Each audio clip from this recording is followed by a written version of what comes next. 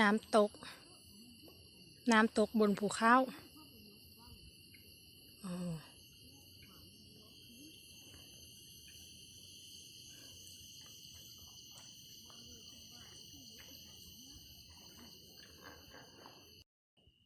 ท่อนย่านางท่อนหน้านาโดยเฉพาะ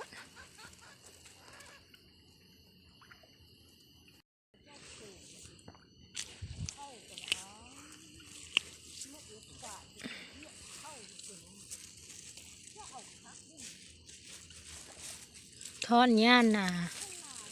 วันนี้มาท่อนย่านา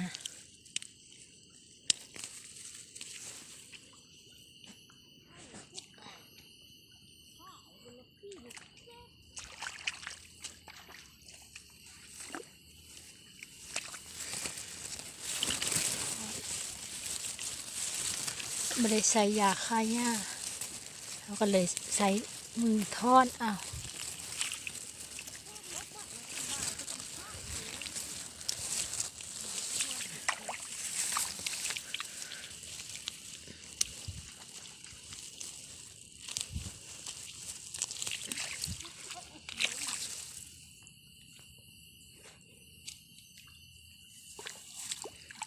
หญ้าหลาย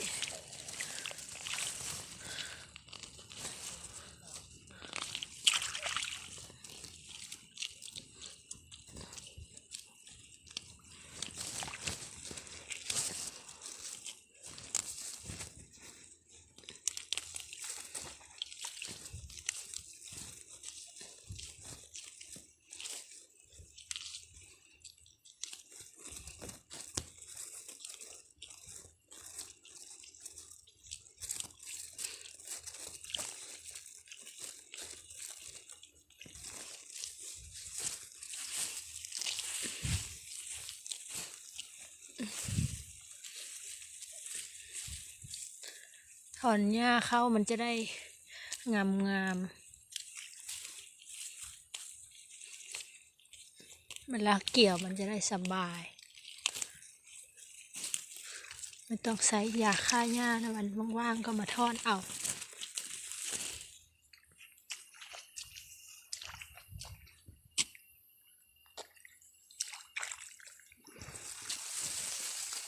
มีไล่มองนี้ไล่หลาย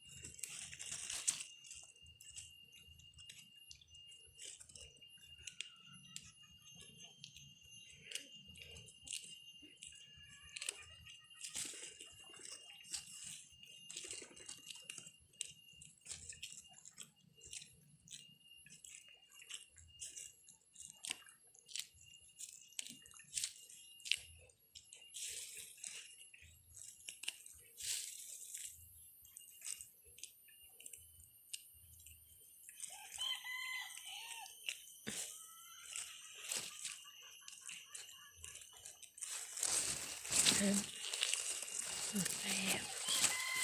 ก็จะหมดแล้วทอดไปเรื่อยๆทุกวันดีกว่ายุละละมันจะไม่เป็นประโยชน์ต้องมาถอนหญ้าให้เข้า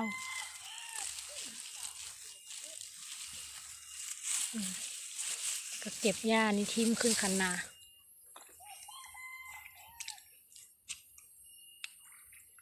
ก็ถอนใหม่เริ่มใหม่ตามนี้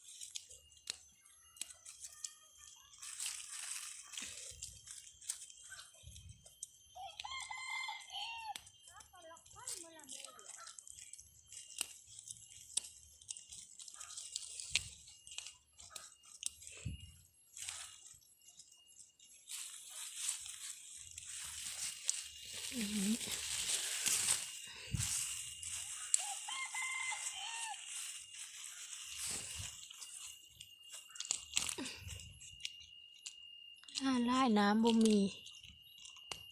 หญ้ามันก็จะไล่มันจะลกยากเลยถ้ามีน้ำมันก็จะลกง่ายๆ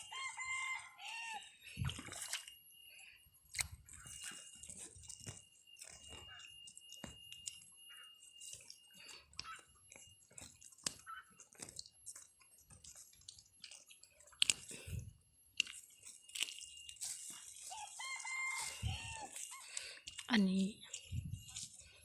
อันทอดบ่ได้เหนียวอันนี้ทอดมันจะได้ก็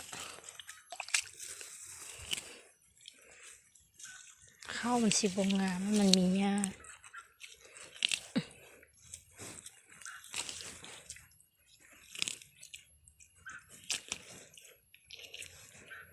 ทอดเอาให้มืดเลยนะแม่สั่งอย่าให้มันเลือด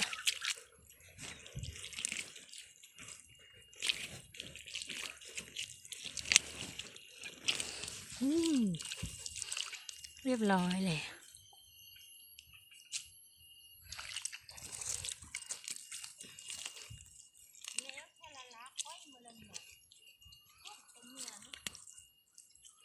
ฝนกำลังจะตกปล่อยๆตกหญ้าถอนหญ้ายังบ่แล้วสิกลับบ้านเลย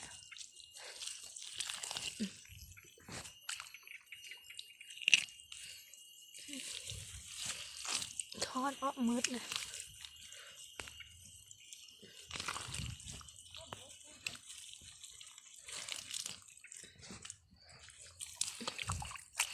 เกิดเป็นลูกชาวให้ชาวนาก็ต้องแบบนี้จะกลับปลูกข้าวแล้วก็ต้องถอนหญ้าให้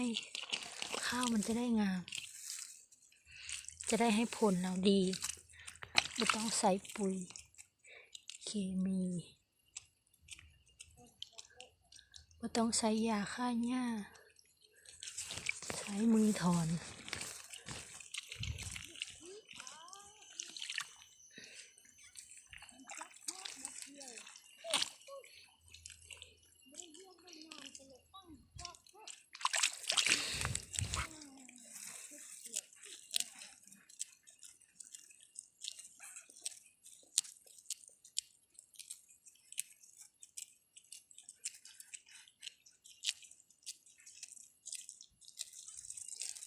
ทอดออกให้หมดเลย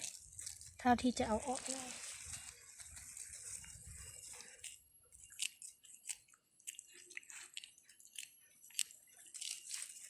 เนี่ย